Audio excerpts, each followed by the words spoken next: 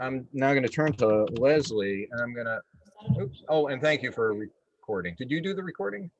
Yeah, sure. Yeah, I was just wondering because whether Yeah, that was a good idea. I forgot already. Good idea. Yeah, let's do it. Okay, because I'm still waiting for people or not, and whether we start official or not. Okay, but I started recording now. So the idea here is that I'm now going to turn to Leslie and ask her to pick somebody else who is in our call, and then describe how she has a connection to that person. Okay, Manuela. Okay. Okay. And what would you describe? Oh, Connection? The connection? You mean the connection? yeah, our connection, like she's my former student. Okay. Very good. And then we're going to turn to Manuela. We're going to ask the question. There you are. Manuela, could you nominate somebody else in the call and describe how you connect to them?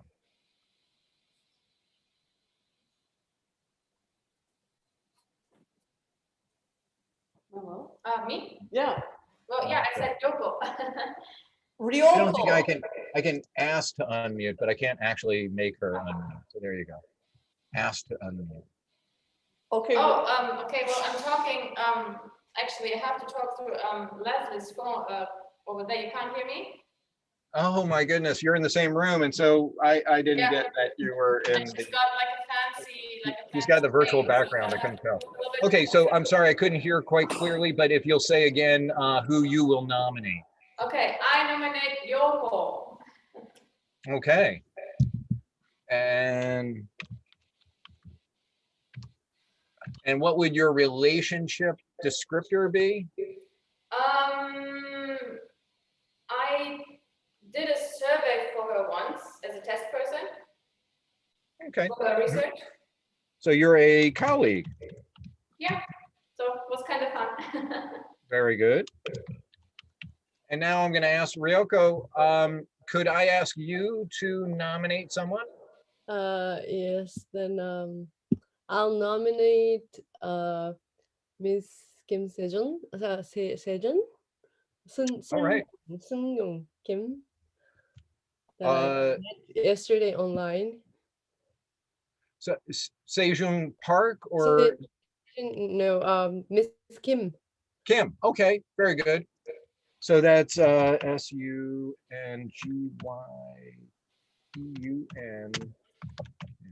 Okay, we're going to need more room. And will you describe how you guys are connected? It was just yesterday that I met her online, and I learned a lot from her research. Mm-hmm. So you met at DISC? Yes, yes, yeah, I was. Oh, okay. So that's the real story here. Met at DISC 21. Very good. And then what I'm going to do is ask Sungyun to also go ahead, and if you'll nominate somebody as well. Hi. I think it's Yoko, the person who Lee, right? You can nominate anybody, but oh, did I get the wrong person? Just want to clarify, it was me. Sunyan Lee, right? Yeah, I think it's oh, okay. Okay. Like, I hope I pronounced it right. But, yeah, correct. Sonyeon. Peter's wife. yeah, correct. Thank you. I just wanted to know if it was if I understood correct. Thank you, Ryoko. Thank you. I want to nominate. Yeah, was it you? Yeah. Oh, let me get it correct then. Hold on. I'll replace this. Okay, hang on a moment. Because I don't have my surname here. Okay. yeah. Okay, and then There you go. Who will you nominate, Sung-yeon? If I may, I would let me nominate Sejong Park, yesterday's session moderator. Thank you so much. All right. Okay. And hello, Sejong Park. Thank you. And it was, so that was a Met at Disc event contact as well. Is that correct? Yes, yes. Very good. And then Sejong, who will you nominate? Hi, I will nominate you, Mark. Oh, hi. Hello. Yeah. Okay. And how would you describe our relationship? I met you at Disc like 7 years ago or something. I'd have to go and check my Flickr feed to figure out when I was last in Korea. It was a couple of years back now. You're right. It's been a while. So met at Disc, what was that year? Maybe it was Disc 17. We'll have to 13 go. or 14, Wow, that far back. probably disc 14. All right. Yeah. I'm gonna, Yes, I will- this started 2014. And was I there for the Daegu instance of it in 24? Well, okay. Yeah, Well, 2014. I will then. I'll nominate Park Han-woo. Okay, thank you. I will nominate then Leslie. Okay, and then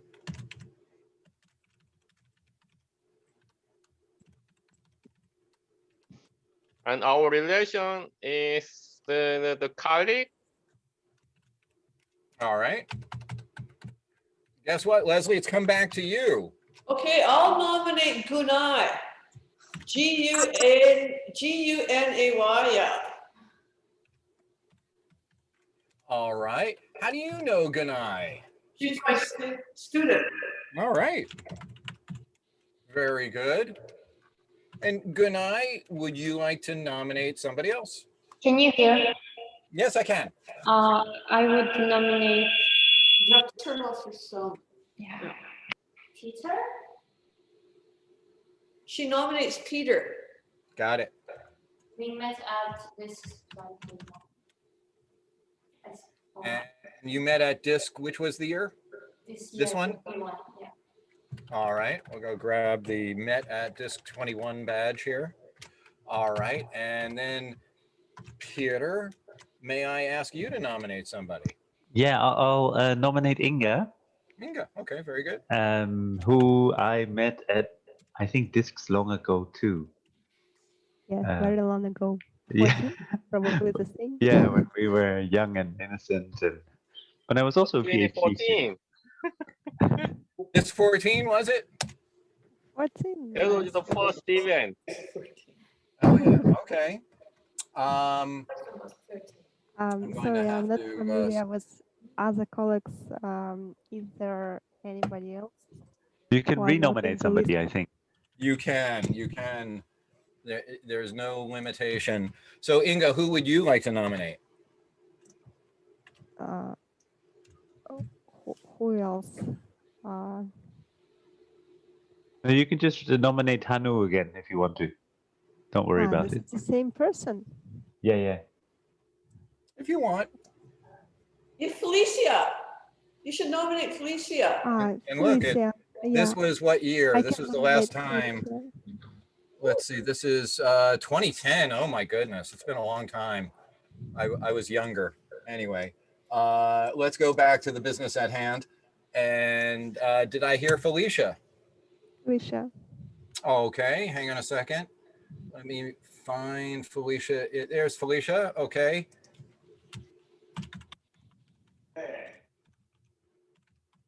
And how do you connect Inga with Felicia?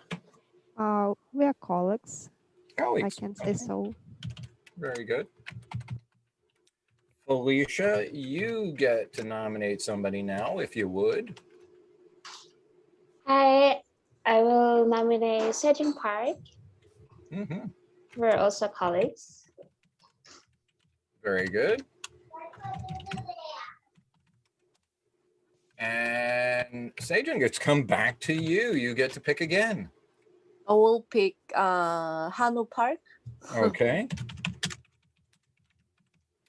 And what would you label your connection to Hanwoo as? Former advisor. Okay. I have former student as a category. May I use that? Yeah, you can use Okay, that. okay. Just so that there could be two of the same category. All right, and then Hanwoo, you get to pick again. You're a popular guy. Yeah, I will nominate the Felicia. Felicia? Yeah. Okay, back to Felicia. Very good. And what's your connection? Relationship with colleague. Colleague, okay. Yeah. And I will point out, Felicia, you might direct your attention at perhaps Don or who else? Jean. I'm just looking for the people who have not yet been nominated. So, but that's a selection criteria or a pressure. We should talk about that later. I met Don at this workshop. Oh, very good. David, and that's okay. And then this will be a met at Disc 21 kind of relationship. And so, did we miss anybody? I think we might have. Did we miss anybody? If you have yet to be nominated, would you like to? Yes. Okay. I'm Jian. So Hi. I saw Sejong Park's Facebook page on Facebook. So that's why I attended this workshop. So I don't know anyone like in person. That's great. Well, that in some way is a very useful thing for you to be in some ways, but by the end of this event, hopefully there will be more connections for you and there'll have been a transformation. So Yes. I'm going to put this over here for a moment, grab this. We just encoded a kind of data, a very important kind of data that is network data. We have just encoded something called an edge list. And if we click a button in NodeXL, we now have a network. Oh, sorry to interrupt. You're missing Seung-Yan Kim. Oh, I'm very sorry. I don't know who this person is, but there's a, yeah, he or she. I'm looking for them in, oh, yeah, that's true. Seung-Yun Kim, may we ask you, how did you come to today's event?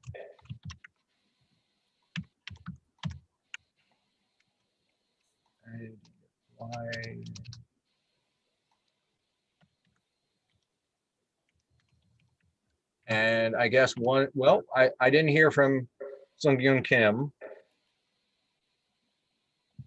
And that's okay. We don't want to mute you. We want to ask you to unmute. I'm going to let Seung-Yun Kim link to herself. Okay. And thank you, Peter, for calling that out. And Seung-Yun, if you would like to later unmute, you're welcome to, and let me know who you want to be to. And mark number 13, Peter and Inga, the relationship should be met at Disc 14. Okay.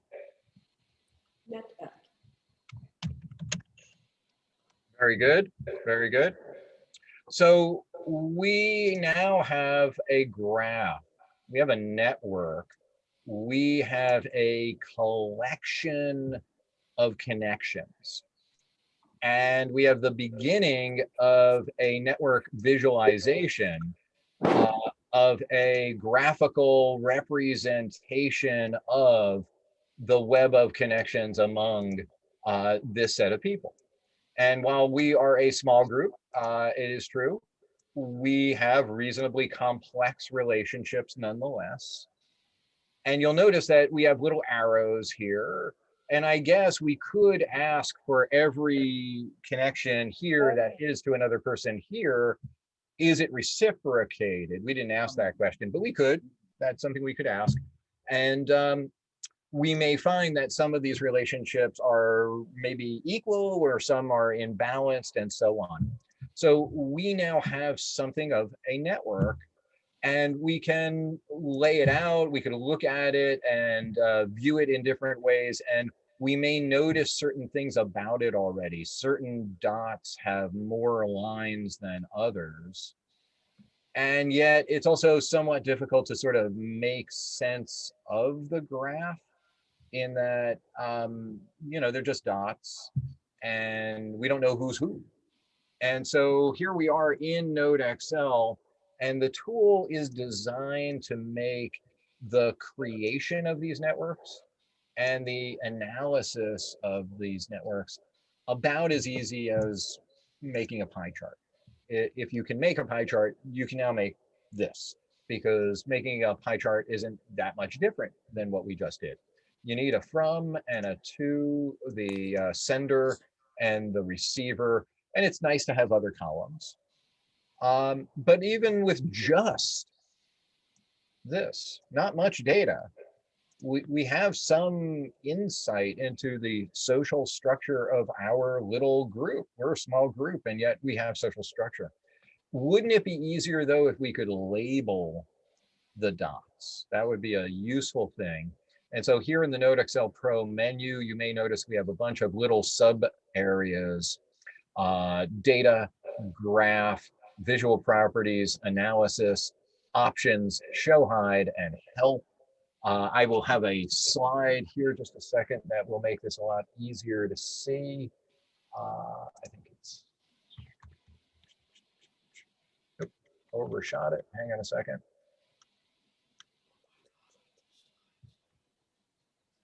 Here we go.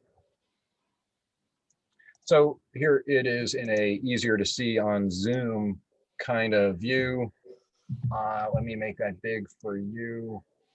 And slideshow, put it on monitor 1. Okay, so when you're in Excel, you're probably in an environment that's somewhat familiar. A lot of people are pretty comfortable with Excel. Are there any people on the call who have really not had any Excel experience? Anybody who needs an introduction to spreadsheet? Okay, so I'm going to take that as a little user participation poll. So that's 100%. Everybody knows about Excel. And so what we've done is just pushed a new ribbon into the menu, a new menu into the ribbon of Excel. And it has these various sections: data, graph, visual properties, analysis, options, show hide, and help. And we are about to use this button, autofill columns.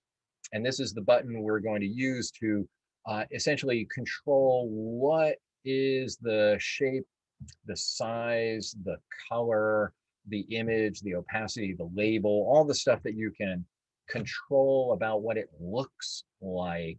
So I'm going to go to this menu, visual properties, and select autofill columns.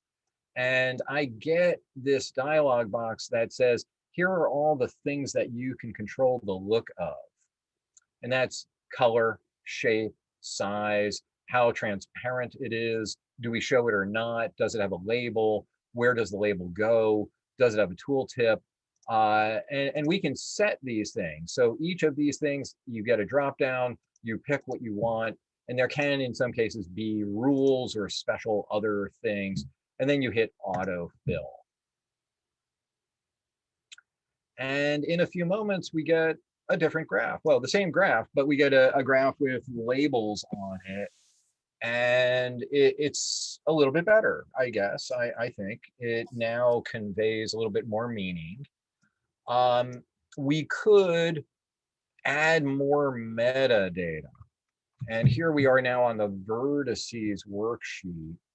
And we could add information to the network that we know from various sources. We could say, people have, well, okay, this is going to be unfair because I think Honolulu's got an enormous H score, but I was going to say people have an H score, right? And I don't know what everybody's H-score is, but I'm gonna make it up. And I don't know, I've got like a 53 and Leslie's probably got a 62. And Manuela might be working her way up to, well, don't take it the wrong way if I've underestimated. But I'm just gonna put random numbers here now. I'm gonna make things up. And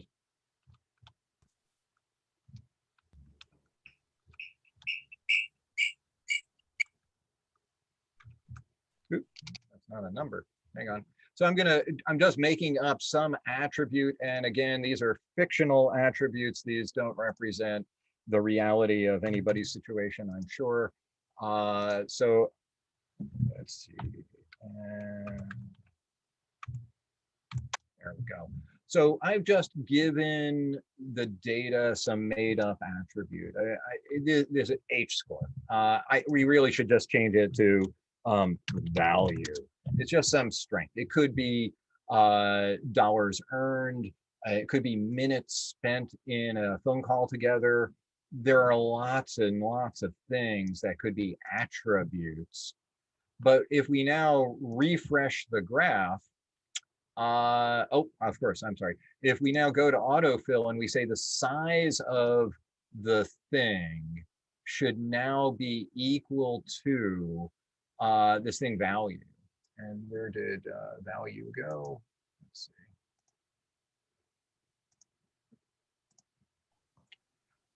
And so we're going to make things change their size, and then we can make them change their shape. And we could conceivably even go and get the profile photo for folks, maybe from their Twitter, and we can put their profiles in here in a second. And that would allow us to decorate the graph more.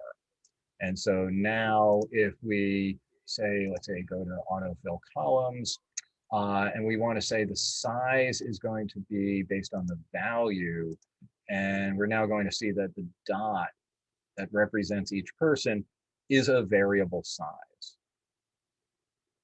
So we can do more. We can do a lot more with this. And there are other attributes. There's like shape and color. And so we could do all sorts of things that load off of, okay, enlarge the view, can do. What I'm going to do is jump back to the slides and show it to you from that point of view. So what we were just doing is using the various menus to begin to map data to display attributes. We're looking for a way to give people color and shape and size. We would like to potentially use profile photos. Let's see if I can go and get Hanwoo's profile photo from Twitter. And we could then very quickly put that photo into the data set. I think I see, where are you, Hanwoo? I'm gonna find you. Oh, actually, I got Sejong Park first. And so let's try this. Copy image address, here we go. So Sejong Park, there you are.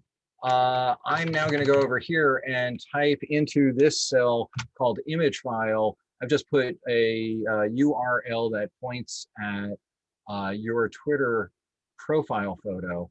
And for your shape, I'm going to say that it should be an image. And these are one of many possible choices.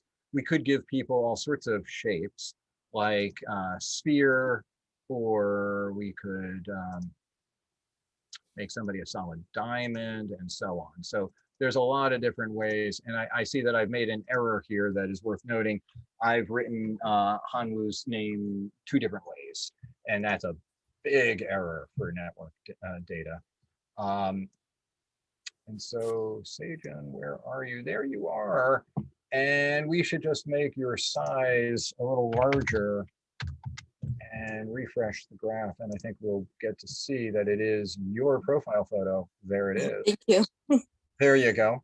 So my point in showing you this kind of interaction with the workbook is just to highlight the way in which there is a direct manipulation option. Everything you see on the screen has a column and a row. Every connection is represented in the edges worksheet, where we have one person here and one person here. And I'm going to try to fix this. I had an extra space in your name. And therefore, I wonder if we carried that mistake forward. We'll have to see. We can express a lot of things as a collection of connections. This could be the relationship between institutions, corporations, political parties. It could be the relationship between Twitter users, YouTube videos, Wikipedia pages. The concept of network is a pretty universal one. I like to say that the universe certainly is made out of atoms. But it is also true, and perhaps even more true, that the universe is made out of molecules. Not just atoms alone, but atoms that have connected up and interacted with other atoms. And so I'm reminded of a common pair of chemical elements, sodium and chlorine. Sodium is a metal that explodes if it touches water, and chlorine is a poison gas. But of course, sodium chloride is table salt, and I like to put it on my food. And so when you put two things together, they sometimes change their behavior. And so looking at the emergent properties of a set of connections is really what NodeXL is all about. It's about making networks much more accessible. And good question here, can these things be events? Yeah, well, I mean, if an event is related to another event, let's say it is a series of workshops at DISC, DISC 14, DISC 21, and those workshops involve more than one set of people, and they are therefore connected to each other. Events are entities. Any set of entities that connect to other entities are perfectly good. And so your point is a good one, because I think it raises the issue of what about the edges? What about making it so that we can tell something about the relationship? And so we do have in autofill the edges worksheet, and we can say that the edges have a label, and the label, let's see, on the edges worksheet, we have an add your own columns, and we should have this here, but we can certainly go in here. Zoom may be slowing me down, but okay, we'll come back to that. But we will be able to put a label on the edge, be able to tell some of us are connected in different ways. Some of us have met at DISC. So the menu you would deal with is a little less complicated than, let's say, learning Python. And I'm not knocking learning Python. Python's great, but it takes time, and results are not guaranteed. We also take a little bit of time, but a lot less time. And I guess the big difference is results are guaranteed. If you stay within the track laid down by the application, you're almost certainly guaranteed to get the results that you're going to see me demonstrate here today. So for example, if I want to ask a question about Twitter, I might go to the NodeXL menu for data and ask to import data, and I'll be presented with a menu. And these are the set of data sources. We've added a few, we've lost a few, but we have data importers for a variety of data sources that are of interest. No doubt there's a data source that you'd like that we don't support, but we have a way to work around that. But we'll import from Twitter and YouTube and wikis and Flickr. And also it used to import from Facebook and Instagram, but that was a long time ago when Mr. Zuckerberg was more generous. So instead of learning how to program against the API of Twitter, you have to authenticate, then you form a query and you launch it against the REST interface, and then you get result pages back that have to be parsed and put into a database. Our approach is to allow you to click and select a query term, configure a dialog box, and hit OK. And when you do, what you're going to get is a graph and a data set. And the data set's going to have a whole bunch of worksheets. And these worksheets contain different dimensions of the data. And we've seen two of those dimensions already. There's the information about how the, let's see here, how the things are connected. And then there was another worksheet with just a list of all the things, the names of the people.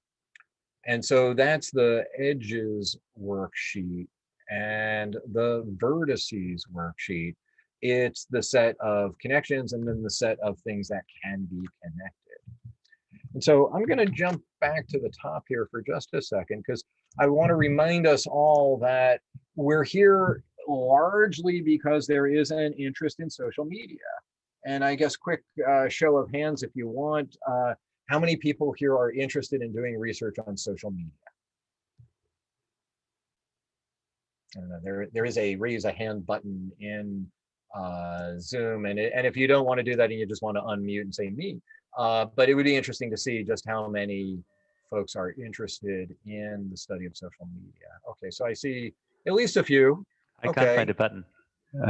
Can't find the button. Yeah, I understand. I see. Oh, I can do hearts and all sorts of great things. Okay, sorry. No worries. No worries. Yeah, there are all. So where did you find that button? It says reactions with a smiley face on the ribbon below, and you can look surprised. Anyway, sorry. There you go. All right. So I did not see uniform agreement that social media was the main topic. Would you go to the chat perhaps and consider typing in the things that are networks that are not social media that you do find interesting? And I assure you we can map those things, but I'm going to start with a presumption that social media networks might be a topic of broad interest. And so there is a temptation to imagine that things like hashtags and discussion groups and Facebook pages and Instagram hashtags, maybe even email lists and web boards are kind of like this. They're kind of like a flock. I mean, after all, the Twitter icon is a little bird. And so the metaphor of flocking is a tempting one. And there are some very attractive aspects of this metaphor. There is no one apparently in charge. There is no boss. There is no law. There is no institutional framework that brings it together. And it can change moment to moment. And so it takes many forms, and nobody's really telling you to go do it, right? So it's a very self-organized phenomenon. So those are good parts of the metaphor, but in what way is this a bad metaphor, especially for, yes, politics and events through social media analysis is a okay topic for us, I think. So in what way is this flock metaphor not valid? Well, one of the big ways is that in a flock that we see like this, it appears as if all the birds are equal. And that's just never the case with humans. Humans are always unequal, and there is always just a few big birds. And so if humans were birds that flocked, we would not be starlings, we would be more likely to be chickens, because chickens have a pecking order. And so we should be careful with our metaphors, because what we're going to see is that if we use the tools of social media network analysis, we're going to start to ask and answer questions that we didn't maybe think to ask and answer before. Questions like, just how social is social media? And if you'll accept a lot of the assumptions that I'm going to make with you, you may come to the conclusion that the answer is to the question, just how social is social media? Not much, not very social.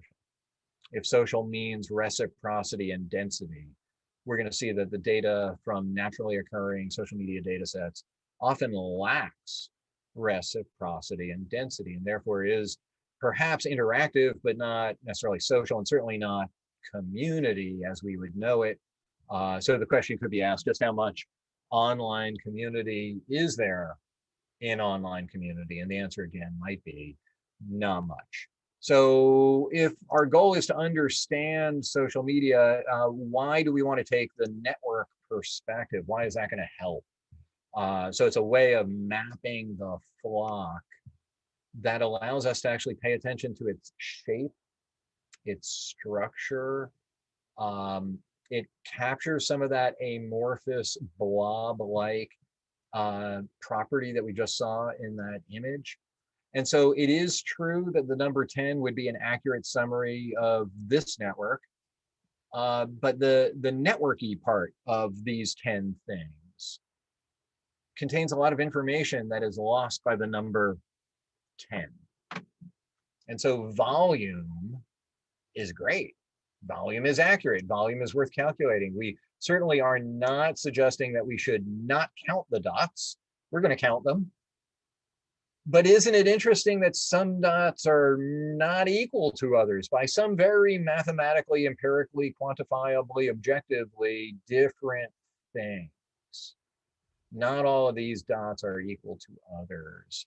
And it is their position in the network that makes them different, not just, let's say, how strong they are or how tall they are, but rather also where they are in a network. And so geographers often provide us with services like Google Maps. And when we come to tools, GIS tools, geographical information systems, we often have 3 questions. At least I do.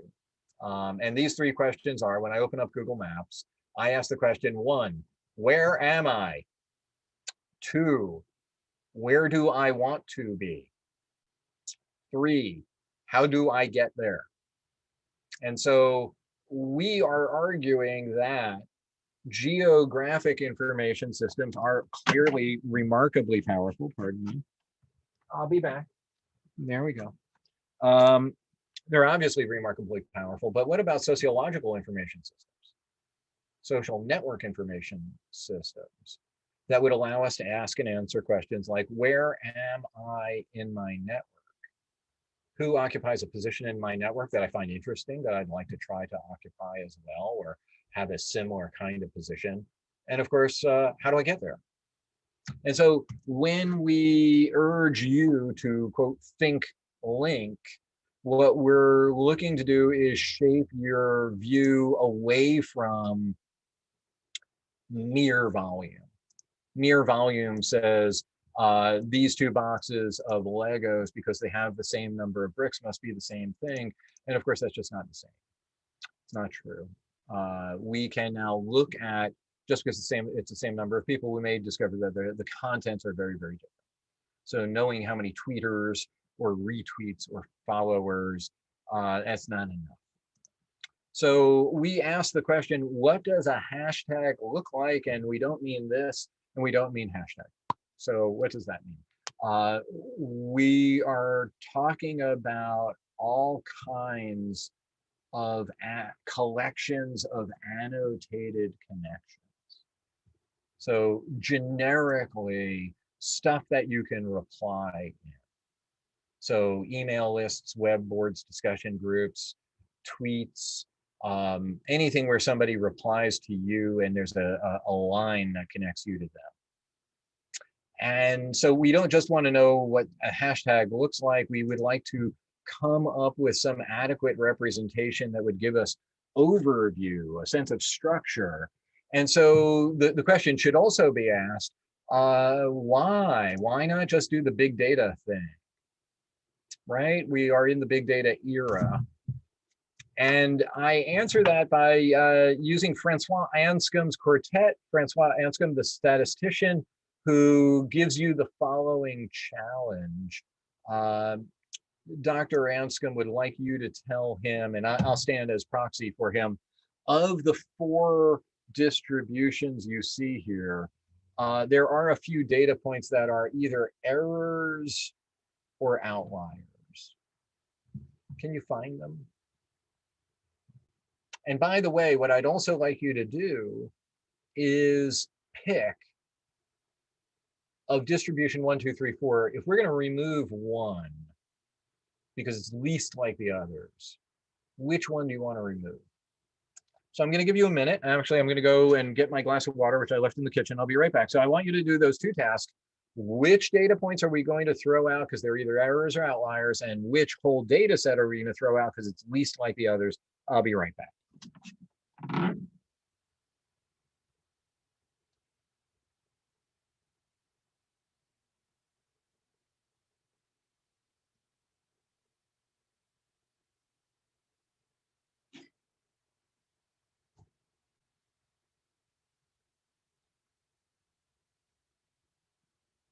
All right.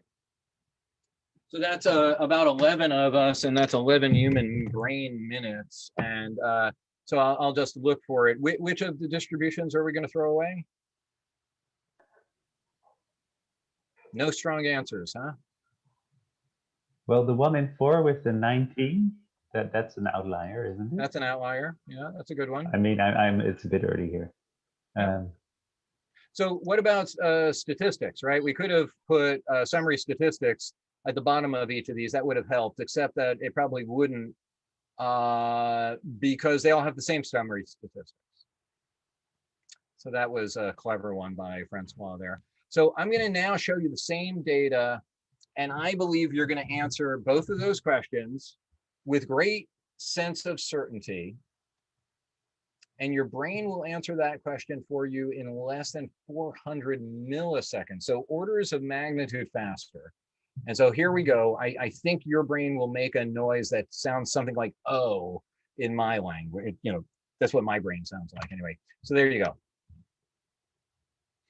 I think the sound it makes is, oh, why didn't you say so? Right? I mean, clearly potentially outlier or error. And of the 3, I'm throwing out this one because they all kind of slope a little bit, but not this one. And so this one I'm going to throw out. But you may have different opinions, but I think we can now argue about the data from the data with the data in a way that is compatible with the human brain. I'll note that this, and by this I mean tabular data, was invented by Rene Descartes in what, 1606? Like before that, they just didn't do this. And that means it's new. But this is curvy colored dots potentially in motion. We do this all the time. We're looking for the right berries, right? We have mastery over this task in a way that we don't when it's presented to us like this. And that's why we're going to draw pictures of social media networks. We're going to try to come away with visual insights into the data that's going to let us tell a story about collections of annotated connections. And so what is it that we need minimally in this? We need something about the shape of the crowd. We need to know when there is a peak, particularly for critical events. When did some crisis occur? When was there a sudden change in the population? When did the content change from one series of tokens to another series of tokens? What URLs are being invoked? What hashtags are being used? How do new ideas move through the network? And of course, new for 2016, invasion and manipulation. If we are going to have some sense of what is abnormal, we will need to construct a very clear sense of what is normal. And so we need to document the landscape of the everyday activity of social media so that we could then identify when those everyday activities are being disrupted in some way. So I am a sociologist, and we really think that 2 or more people is the phenomena of interest. We are not psychologists. We do not really care about what is inside the brain of any one of these people, but we really care about all the relationships among them. And it's true that the psychologist may someday look inside your head and see what's in it, but it is absolutely the case that today sociologists can look between you and other people and see the existence and nature of your relationships, and you can do it too. So crowds really matter, but you know, COVID and social media, and in the United States, you know, we're a little nervous about crowds. And now, I mean, some of us are taking off masks. I'm not sure I'm taking off my mask anytime soon, but it is the case that if there are going to be crowds, better that they be virtual crowds, at least until vaccine is more universally available. The challenge we have is that virtual crowds are difficult to have insights into. And so they're kind of like Anscombe's quartet. I could ask you to read a lot of tweets. But the reality is you can't read a lot of tweets. I mean, let's define a lot. How many tweets can you read in a minute? I'm going to give you 10 tweets in a minute. I may be low, maybe high. Indulge me for a moment. So if it's 10 tweets a minute, how many tweets is that in an hour? So 600 tweets an hour. And how many hours could you possibly sit still reading tweets? And I think the answer is somewhere on the order of, you know, 2.5 to maybe 3.5, 4 hours a day. And you do have a day job, so this is gonna be hard to do. And if we give you 4 hours of tweet consumption per day, that's 2,400 to maybe 3,000 tweets a day. It's a lot of work. But a topic of interest could easily be generating 3,000 tweets an hour, maybe a minute. World Cup generated 6,000 tweets a second. And so as a data collection and analysis mechanism, is the human being a great tool for the job? And my argument is no, we are not built to read 20,000 tweets in a day. And the reality is that the machines got us into this problem. The machines made it possible for humans to generate more content than humans can read. So social media made a promise to its users that all may speak, and they do. Millions of people tweeting and all sorts of stuff. But that does not mean that the second promise that a lot of people thought they were getting was going to be kept. The second promise is that all may be heard. And the reality is that all are not heard. The distribution in social media is not a normal curve. It is a power law. And that means that less than 1% of the population really get heard. 93% of all tweets never get a reply. And so again, the question, just how social is social media? Answer, not very, not very. And so we could look at these tweets and we could try to identify the leaders. We could try to identify the factions, the divisions, the subgroups, the communities, the clusters. But we might not do it that well. We might not be good at it. And so we could reveal that information in less than 400 milliseconds. And there it is. We can show you the web of connections formed when people exchange 20,000 tweets in a day talking about a politician. And we can show that to you in a way that allows you to use the precious budget of tweets you can read and focuses that budget on the tweets from the people who got a lot of people to point at them, putting them at the center of the network, forming a cluster around them that was focused on the topic in a particular way. And so rather than using the words to find clusters, we use clusters, we use connections to find clusters. And then within clusters, we do the analysis of content. And so, let's see, number 4. Right, I see, I'm sorry. I was looking at the questions in the chat and I think you were arguing about Anscombe's quartet, I get it. So rather than show you row after row of numbers, or in this case, tweets, we would like to refocus your attention on the other side of a pre-processing step. We would like the machines to consume tweets, posts, emails, and grind them up to the point where the machine can point you at particular people, identify what they are talking about, what the group is that formed around them, and what that group is talking about, and even measure the difference between the interests of group 1 and group 2. And so networks have been criticized by people who say that network visualizations in particular are bad because there are bad network visualizations. And that is true. There are bad network visualizations, and this one might be one of them. But complaining about bad network visualizations is a lot like complaining about photography because there are bad photographs. And that's true, there are bad photographs, but that doesn't mean that photography is bad. So the answer to the question is, in what way can we make these images of networks better? And this is the same data, but now this data has been processed through this method.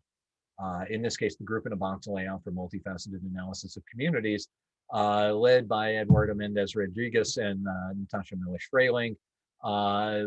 This is a feature of NodeXL that is sort of like autofocus or white balance or color adjustment.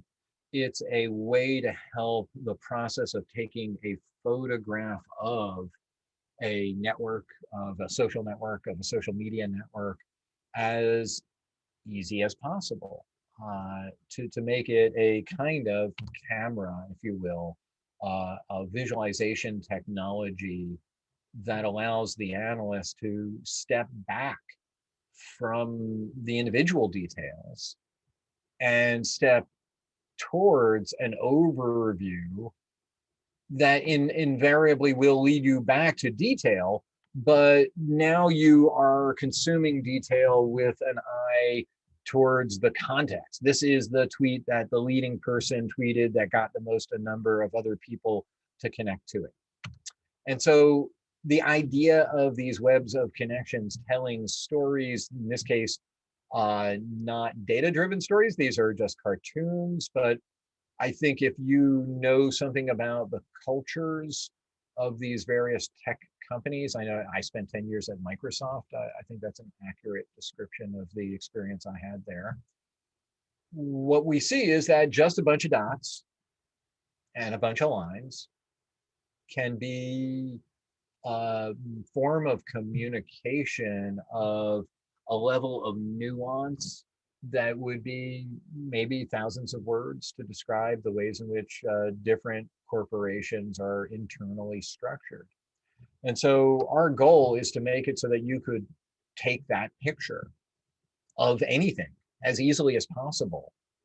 In the same way that this technology transformed photography from a profession into a hobby. Well, a profession and a hobby, right? They're still professional photographers, but now we're all photographers. And so we could try to raise our aspirations to, you know, like the point and shoot disposable camera or even digitize it. But this is now obsolete, right? None of us will ever actually pay money for one of these things. I don't know if they're even making these things anymore because it was replaced by this. And I'm pretty sure that the camera in my iPhone is probably better than in one of those little credit card cameras from the early 2000s. And so our aspiration is to do that kind of thing. Easily take a machine augmented photo of a crowd, but not a physical crowd. In this case, it's a virtual crowd. And it's a virtual crowd from almost any data source. It's really just any collection of annotated connections. And later I'll show you that those connections certainly do not need to be digital. They do not need to be digital. And the example I'll show you is the work of Dr. Diane Klein, who, well, I think yeah, hang on a second. I think I can get to that. Yeah. There it is. Yeah, here's the work of Dr. Klein. Dr. Klein reads ancient Greek and converted all of the ancient Greek into a spreadsheet in which she identified who did what, with whom, when and where. And she likes to note that Alexander the Great did not have a Facebook page. He was an Instagram guy. But he did have a network. And that network is expressed in the various, thank you, Manuel, I appreciate it. In the various texts in which somebody would write down, Alexander sent horses to Philip. Nicanor sent his friend to Hector. They sent each other messages. And these people wrote about these various connections and exchanges of daughters, of horses, of resources, engaging in war with one another. And that can be represented as, in the same way that we represented the connections among ourselves, as an edgeless. And that means that networks are everywhere and they don't have to be digital. It just happens to turn out that digital networks are kind of interesting and they may be worth our time. And I just want to be clear that if you are here and you have a non-digital network, we are certainly interested in supporting your research goals. But if you do have a digital network, my goodness, we can certainly help with that a little bit more, perhaps by facilitating the data collection as well as the analysis. So for Dr. Klein, all that data collection was very manual. But for us, we can go into the NodeXL ribbon in Excel, and we can go to the data menu, click on import, and come down to Twitter search network and pick a topic to study. We can pick a hashtag. We can pick a URL. We can pick a username. We can use the name of a politician, the name of a location, the name of an event. And just by clicking OK, we can end up with results like this. Results that we can very carefully configure, but which we can also achieve with almost no real training. In the same way that my iPhone camera can get me a pretty good result, but I pick the time, the place, and the thing it should focus on. But I admit it's a partner. It's doing the anti-vibration, the color adjustment, the exposure, the zoom, the focus. It's playing its role, but I am playing a role as well. So together we're a genius. Together, me and my iPhone, we take pretty good photos. Together with NodeXL, I can now do a lot of what the Python developer, the big data, social computing, computational social science person does, and I don't have to learn Python. Now, if you've already learned Python, more power to you, and no doubt you can take this even further if you do. But for those of us, myself included, for whom the first step of learn Python, learn MySQL, learn MongoDB, learn APIs, learn NetworkX, some of these are just bridges too far. And so instead, we're going to offer you spreadsheet.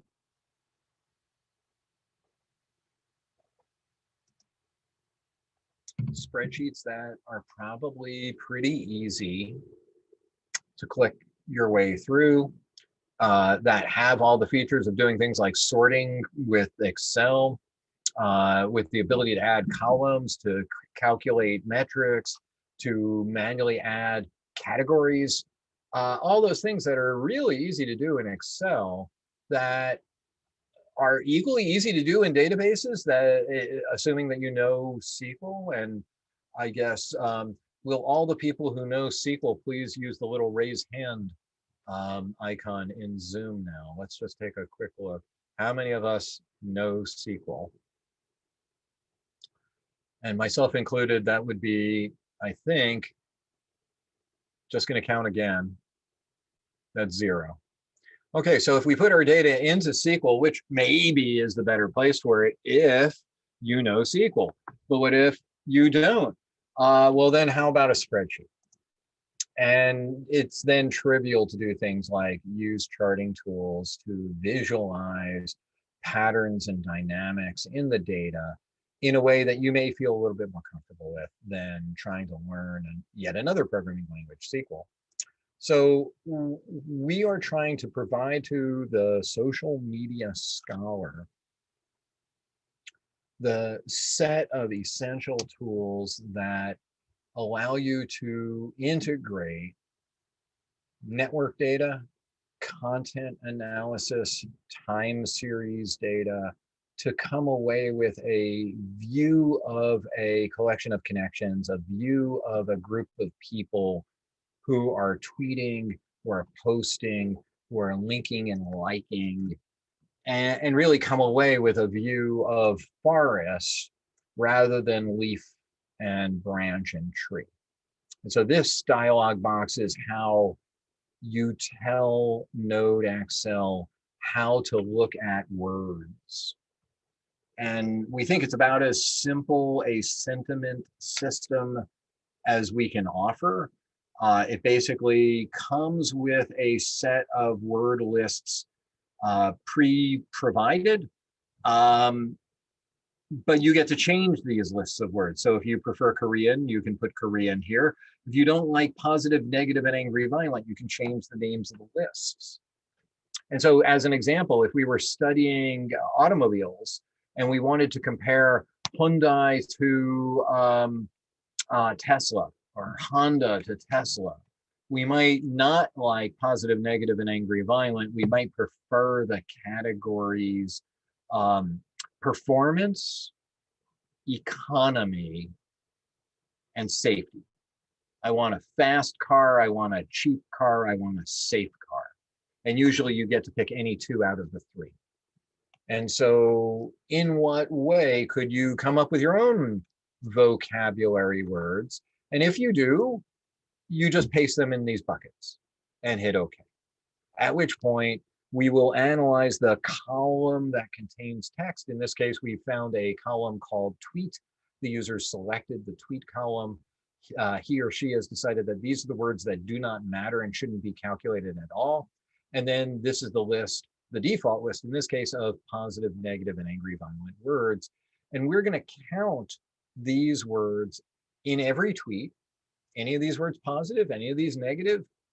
And then we're going to do the same for every person. They have words. For any given person, how many positive words? But what about every group of people? They also have words. How many positive, how many negative? And then, of course, the graph as a whole. And this is a level of resolution, the micro, the meso, the macro, that really only network theory can provide. only network theory can find the middle layer of groups without which you'd be falling back on language use, and that's ambiguous. So when we generate these networks, and I encourage you to come and visit us. Let's see, let's go find a browser. Here we go. Come and visit us at NodeXLGraphGallery.org. And I'll also introduce, well, there's a bunch of links in the chat for all of you who came in a little late. It's the same set of links that were sent via email, but this website and others are in that collection of links. So this is a website that is sort of like Instagram for graphs. You can think of it as Instagraph. But we won't call it that because we don't have a budget for attorneys. But like Instagram, where lots of people have cameras and they'd like to share the images, in this case, lots of people have NodeXL. They'd like to share the network graphs that they're generating with the tool. And you can find lots of things in here that may be of interest. We could go and find some of the Korea tweets. I think I have a recent map. Let's see here. That was somewhat relevant. It was the Blue House tweets. Let's see if I can find them. But as we go through here, I hope you'll be making some observations about the fact that these maps are not all the same. There's some variation. Certain structures show up again and again, but they're not universal. Not every map looks like every other map. And in that is some real wisdom. There is a variety of structures in social media, and we can actually visualize those structures and begin to zoom in on various topics in an effort to understand who occupies different kinds of positions in the network, what topics are being discussed. So let's pick a topic of possible interest. Let's see, social media is a topic, I think, of some interest to us all here. And we might find that there are people talking about social media in many, many, many contexts. And so let's go pick one that will be relevant to us. And one might be something like social media professors.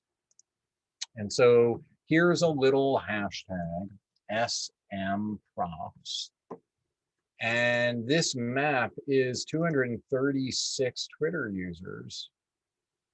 And it's actually almost 2.5 months of data. So it's a slow network, not that fast. And it mostly centers on about a dozen people who sit at the center of these hub and spoke structures. And that makes them broadcasters. These people around the hub here, around the ring, yeah, that's right. There's Jeremy Harris Lipschitz and Karen Freiberg. And these people are at the center of talking about teaching about social media, at least in Twitter. They're also very prominent in Facebook. We can't get to that data anymore, unfortunately. And when we look at this, we could choose to either read the set of tweets, and there were a lot of tweets. There were a total of 2,299 different connections formed among all these people. And so we have a choice. We can read all the tweets and maybe keep a notepad and try to figure out who are the leaders and what are the clusters. But we might make mistakes and we might have other things to do with our time. And instead, we might just want to take the tool and run all of that data through this. And then we get this. We get a report that is a lot like espresso. You have choices, right? You can get the big Americano or the iced coffee. But if you really want your caffeine and you want it right now, espresso, little tiny cups, right? Little tiny shot glasses. And you get everything you'd get in the big cup, but real fast and really intensely. And so here you'll see our menu off to the side.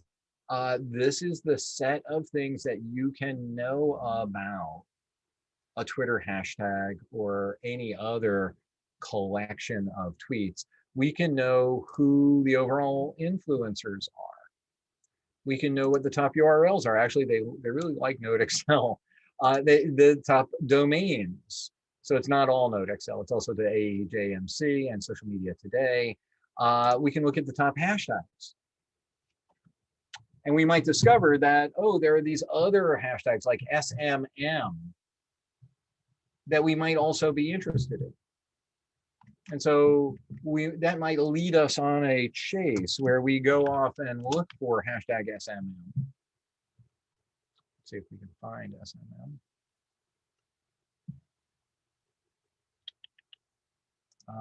You can, yeah, there it was. Come back. SMM, social media marketing, right? The hashtag social media marketing. And so we've started in one domain and we're slowly moving to another domain. Here we've got almost 3,000 people. And this happened in just over a week.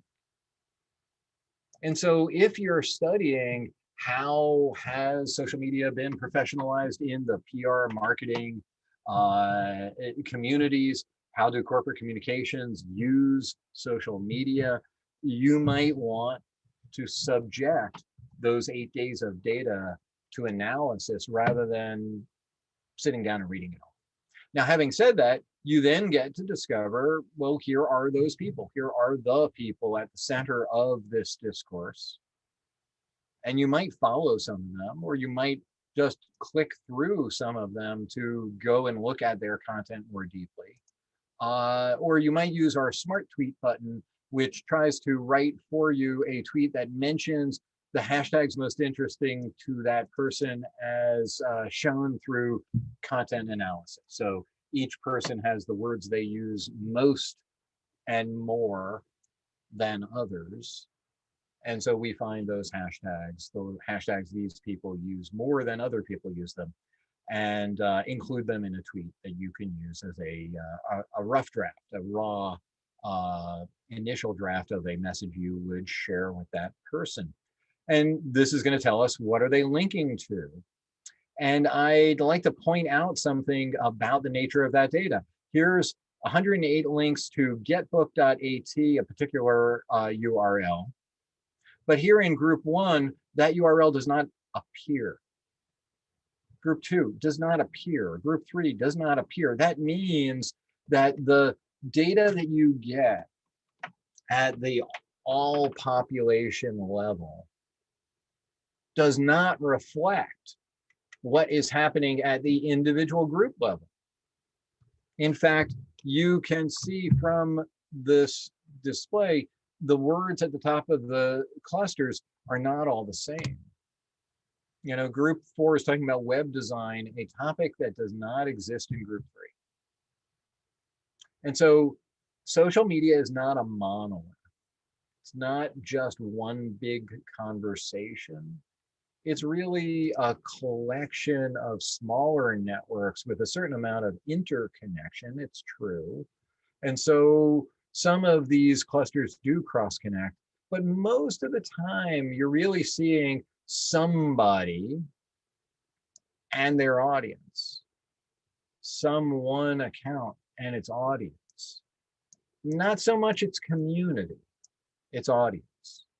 If community is a requirement for community is that it has both reciprocity and density, we may have to look into clusters like this to be able to find evidence of that. Here we're seeing people who are all cross-connected rather than in parts of the graph like here, where almost nobody at the end of these spokes is connected to each other. Not community, audience. Over here, maybe community, maybe audience. So a necessary but not sufficient indicator of community would be density and reciprocity. So what we're seeing in these reports is the espresso shot of a hashtag, of a discussion group, of an email list, presented to you in a way that achieves the function of report. You no longer need to necessarily read all the tweets in order to come away with a statement like, this is a network of 2,921 Twitter users who tweeted hashtags SMM during time period to time period, and so on. And in fact, these words are written for you because we figure you might have to write them.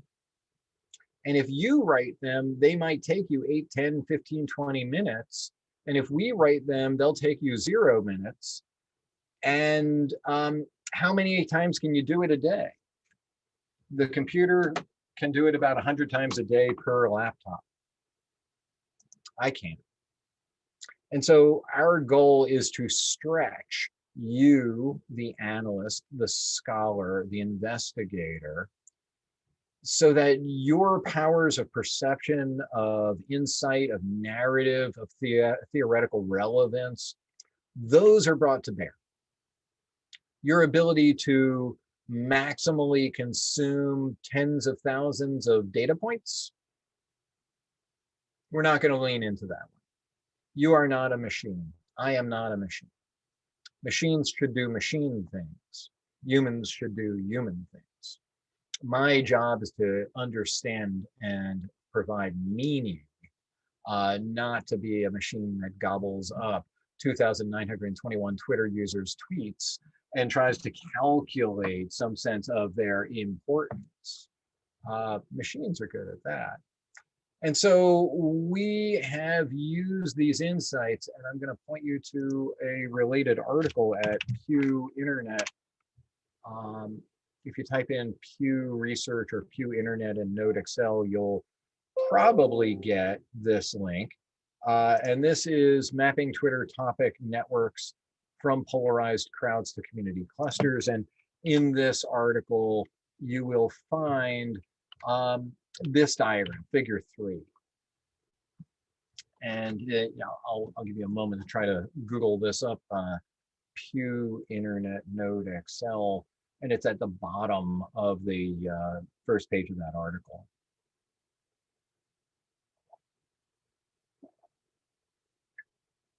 The real meaning of the whole article is summarized here, and it is just to say they're not all the same.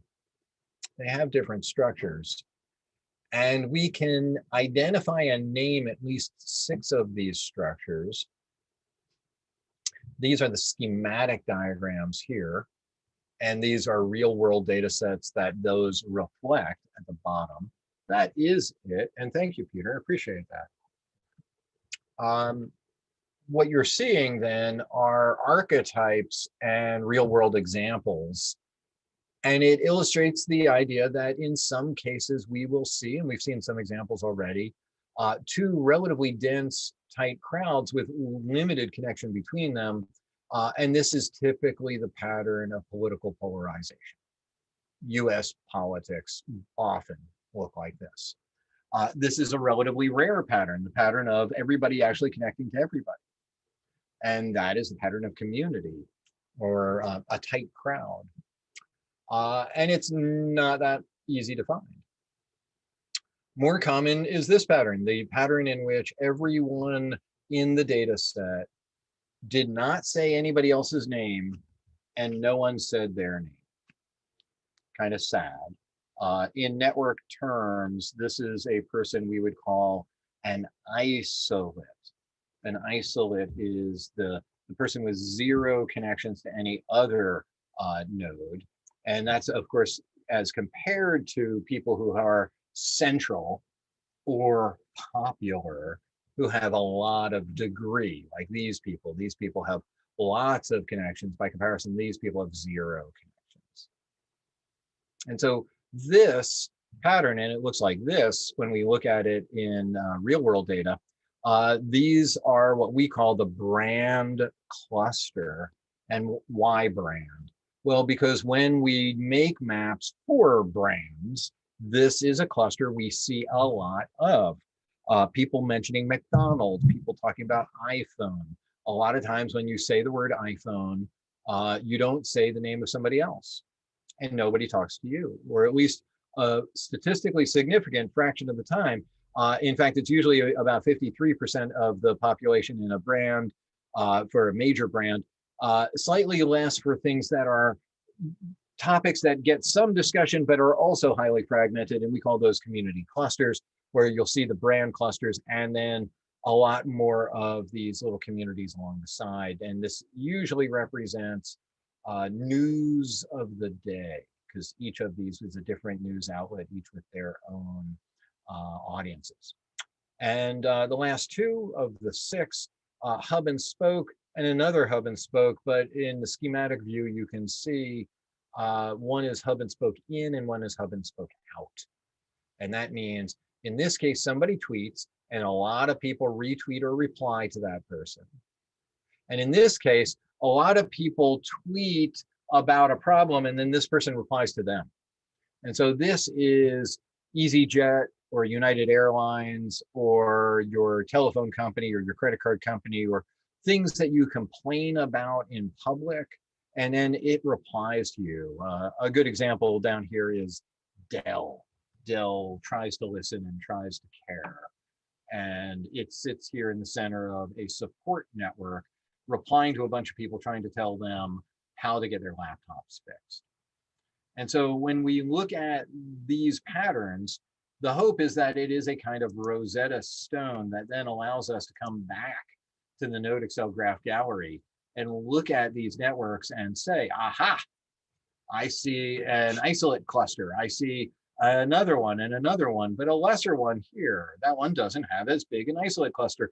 And isn't it interesting that in some cases, the isolate cluster is the biggest cluster. In some cases, it's a smaller cluster. In some cases, it almost doesn't appear at all. And so that tells us something. Some topics have an isolate cluster and some don't. And when you don't, you're not a brand. Nobody knows about you outside of the usual suspects, the in-group, the people who already know. And so a discussion like CRM, customer relationship management, it's a technology concept, it's a buzzword, it's a three-letter acronym.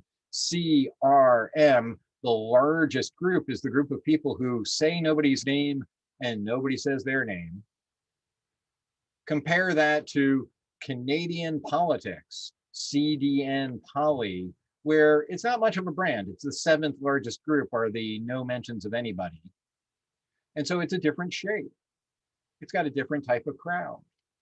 And so I'm a sociologist. This makes me very, very happy. There is structure and not randomness in social organization. That's great news. But what that means is that we can now start to point this at topics of interest to scholars. And there are lots of topics of interest. We had a couple of requests. I don't know if that person is here, but they'll hear about this on the recording. Lately, topics like not okay, me too, stop Asian hate, topics like Black Lives Matter. These are topics of broad interest. Scholars would like to understand these topics. These are fast moving social media topics that can generate, in this case, over 2 days, almost 7,000 people tweeted.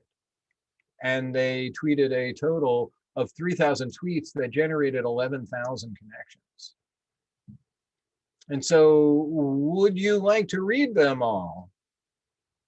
He said rhetorically. And the answer, I believe, is, well, I'm willing to read some tweets, but I'd like to read the right ones, and I'd still like not to be subject to the critique. What about the tweets you didn't read? And so when you go and look at these kinds of reports, we hope you will be in a position to say higher level statements about who the leaders are, what they care about, whether or not they agree or disagree with a topic. And that you'll be able to generate another one of these day after day after day, not only for one topic, but for multiple topics.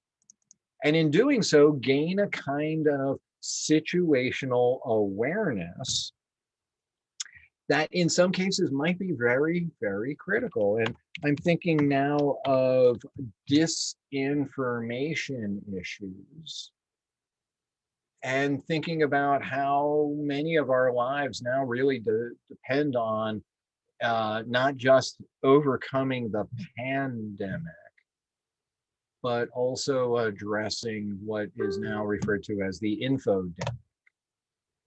And so here you can find maps of the word anti-vax.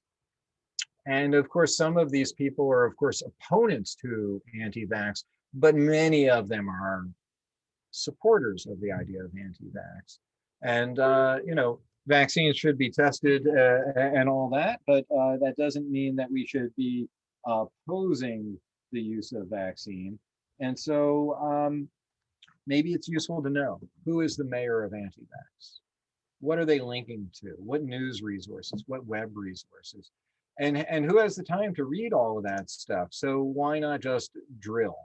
Why not just zoom in and see who are the leaders? What are they talking about? What are the resources? And how does this environment change over time? So with that, we're about to start a break. We are, I believe, is that correct? We are about to start our break. And I believe that will be a 30-minute break. During that time, if you'd like to ask me any questions, I'm going to come back and check the chat and we can go into a breakout room or something like that. But otherwise, I'll check in on the chat every few minutes, and I think we are going to restart again in 30 minutes. Let me hand it over to Manuela to see if that's correct. Yeah, we're just in time. Well, you mentioned breakout rooms. We can open one. That's not a problem for people who want to stay. I'm gonna leave the Zoom open. So I can open one breakout room, I'd say. Okay, I will join you in the breakout room shortly, and I'm happy to do Q&A in there in a few minutes, and otherwise we will restart our discussion here shortly. I'm going to share another link with an example of our new and more advanced version. Oh, wow, okay. Do you want me to assign people, or should I just No, I join? just opened it now, so people can go in freely if they want. It's open now, so it's just if you're done, if we're gonna go into the break, then people who wants to go into the breakout room. Okay. I'm gonna go open the. So anyone who's in here now, please feel free to go into the breakout room. I'm gonna put it on the slide.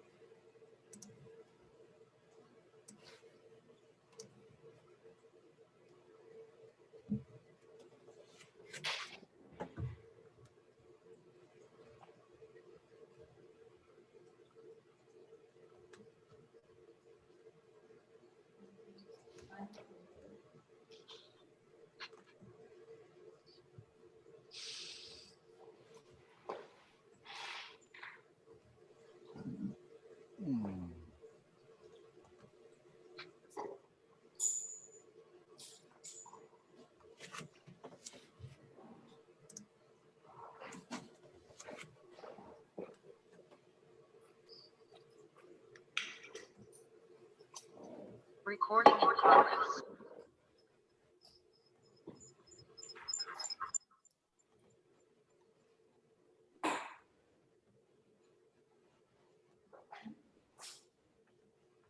I can't just see my slide.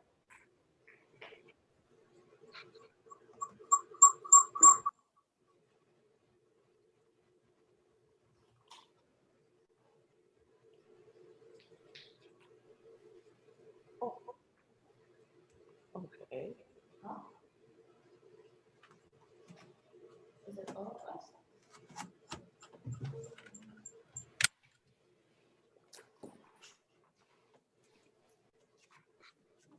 I will come back. Okay.